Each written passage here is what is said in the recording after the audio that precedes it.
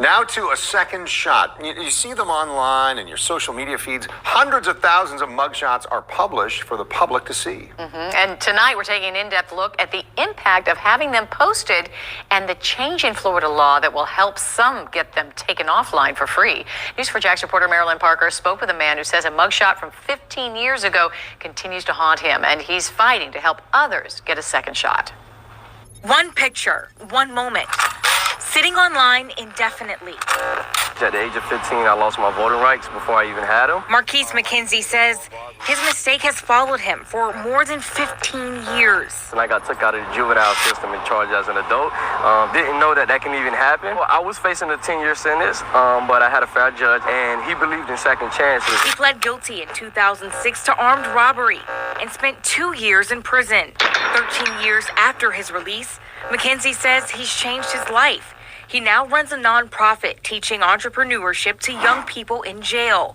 Isn't it interesting at how many of these brothers go to prison and come out better men?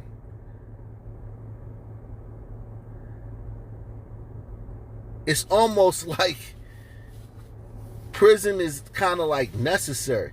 A lot of old guys you see that are gangsters, they would have been dead if they hadn't gotten long prison sentences when they were very young.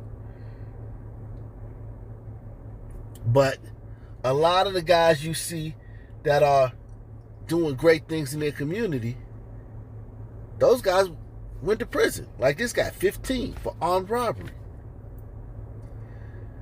Now, I've never seen this video. So this is my first time watching it. Like most of the videos I show you guys, I haven't seen them. I just, see the title and then I click record. Or you send it to me and I click record when I open your email.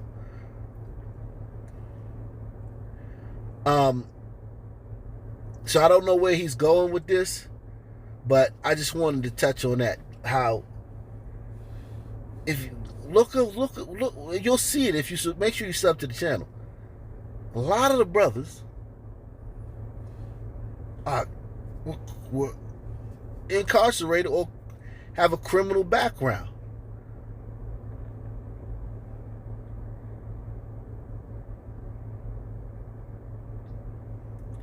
And it's the damnedest thing that supremacy holds some people back and it doesn't hold others back.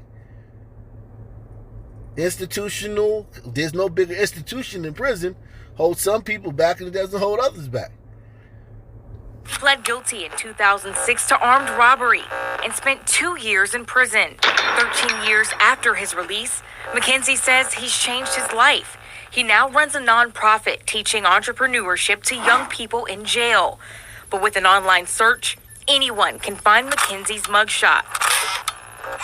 All the stuff that I accomplished, overcame, I still can't put my name on a rental application, right? Florida state representatives say more than 700,000 mugshots of Floridians are published every year. As charges are dropped and cases move forward, many of the mugshots stay online for anyone to see.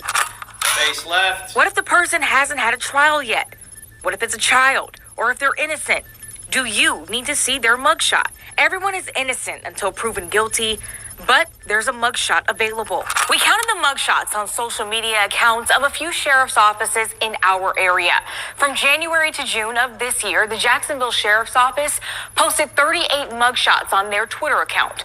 5 are of juveniles. 2 of the people had their cases dropped, and the others are awaiting trial. 95 mugshots are on the Flagler County Sheriff's Office Facebook. None of them are of juveniles. In St. Johns County and Bradford County, most of their mugshots are of registered sexual predators. Clay County posted 17 mugshots total. Majority of them have warrants out for their arrests. In Nassau County, they have 11 mugshots up, most of them from drug busts and warrants. Oh, sucky now. But, listen. This started in San Francisco with the mugshots as racist stuff. Listen, man. Don't commit crime, man. Why can't we ever just go there with it? Don't commit crime. Why does it always have to be like something has to be changed and some ancillary thing has to be done, some step has to be taken that ain't going, this doesn't make the community any safer. If that brother can't put his name on a rental application because he got a mugshot online, well, the damn, how's all these, like, come on, man. Cut it out. Cut it out. All these activists got mugshots online from getting arrested for protesting. Just in the last year. Fresh mugshots, all of them. They celebrate when they get arrested. Listen, man. This kid committed a robbery when he was 15. Got out when he was 17. Now, years later, he's a grown man and he's helping people in prison. That's great. That's great. And I support what he's doing in prison. But this right here is a bridge too far for me. If they want to get rid of mugshots because it's racist like it is, it's like this because this started in San Francisco, fine. But I'm not about to give 1 hour of energy to it. 1 red cent to it. Stop committing crimes.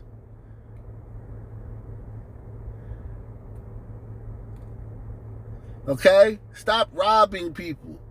Stop playing the knockout game.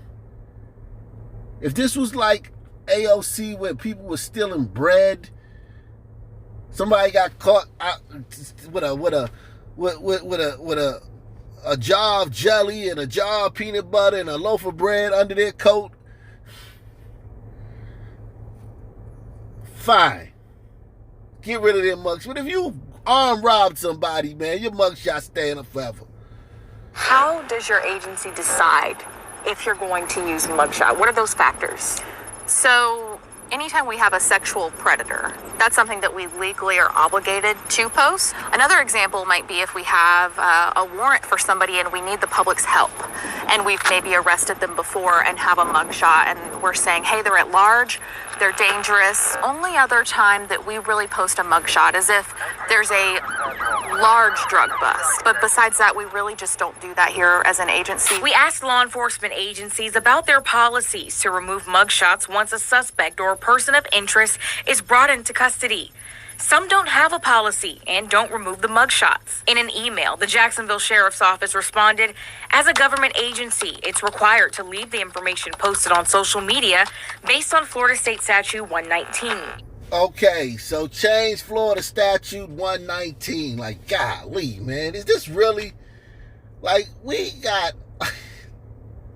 and Jacksonville is a murderous place, like, deadly. I did a video on them a couple weeks ago. That's why you got to subscribe to the channel, because all these little podunk towns and these little places you never think about, we've done video, we cover these all the time.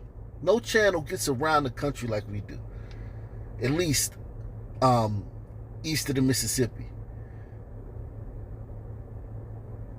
But I try to get out west, you know, a little bit too, but east of the Mississippi, nobody covers this country like we do here. And salute to all you guys for sending me content and sending me videos. I really appreciate it. You are part of this channel. Make sure you hit the like button, subscribe if you haven't, if you want to be part of the Ock Nation. But it just gets exhausting. Reform this, reform that. Well, god damn it, man. You just had 10 murders over the weekend. Like, what the hell, man?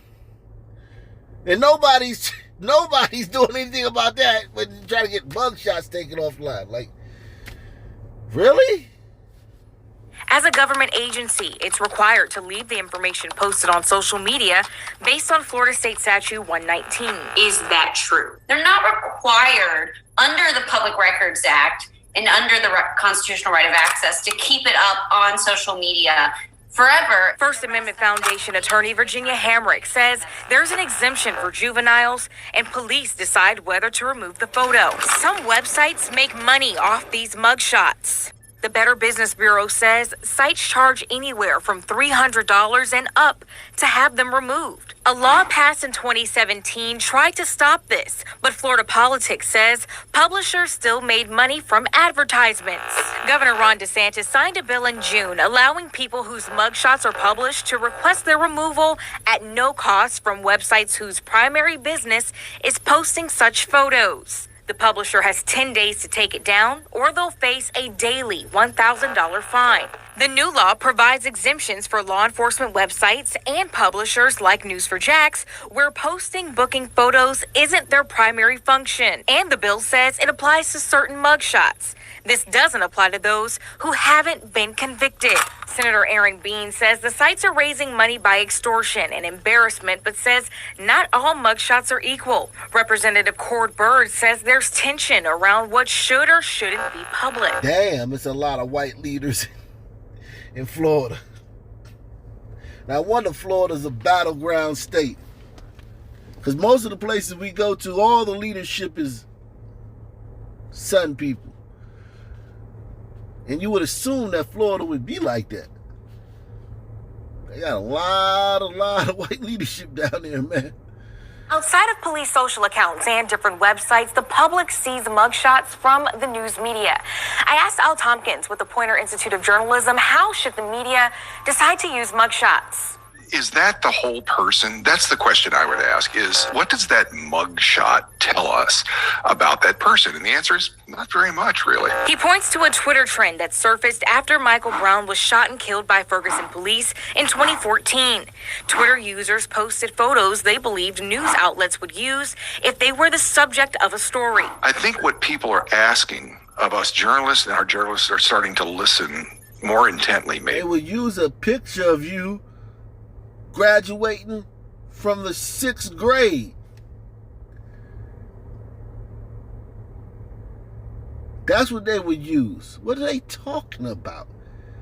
Trying to act like the media be using the disparaging pictures. Like they gonna show a picture of you shooting dice in an alley, or a picture of you with a gun. The internet shows those pictures of you. You show those pictures of you on your Facebook. How many times have we gone to one of these saints' Facebook pages and it's money and guns and F this person, F that, kill all ops and riding on the, and it's all that. But yet the mama in the media got pictures of him with a cap and gown on.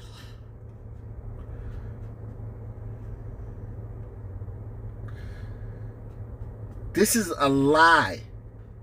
Is that the whole person? That's the question I would ask, is what does that mugshot tell us about that person? And the answer is not very much, really. He points to a Twitter trend that surfaced after Michael Brown was shot and killed by Ferguson police in 2014.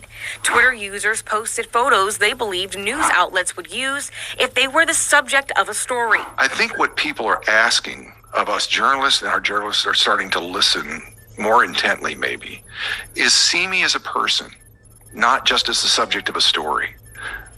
And that's not too much to ask. Even if the crime is murder. Look, I want to know why you murdered. I mean, as a journalist, okay, I know you've been accused. I maybe even know you've been convicted, but I still don't get why. Tompkins says the viewer must responsibly consume news. As politicians work to change some policies around mugshots, and newsrooms across the country have these conversations, the mugshots of children and adults remain online, despite efforts from people like McKinsey. Back in 2015, we actually did an event that was called Mugshot versus Headshot. I opened up the event for anybody who had a felony convictions to come in and get a free professional headshot. To motivate them, it's like you're not always who you are or was, and it's better out there for them as well. Offering people the second chance he got. convicted or not. It's all about dignity, right? Now, there was another bill that would have made some mugshots confidential due to damage that it does to a person, but that bill never passed. However, some are exempt. The Florida Supreme Court has ruled that members of law enforcement or judges who are arrested can opt out of having their booking photos made public. Our News for Jax crime and safety expert says police make arrests based on probable cause. And Marilyn, the Associated Press has recently made some changes, right, regarding mugshots and the naming of suspects. They have, and just like our newsroom, we are consistently talking about ways to be better. The AP will no longer name the suspects in minor crime stories because of interest to customers. They also won't publish stories with embarrassing mugshots or because of how the accused looks. This doesn't include stories about police actively searching for fugitives. Kent? Okay, it's a hot topic. Marilyn Parker, thank you tonight. Thank you.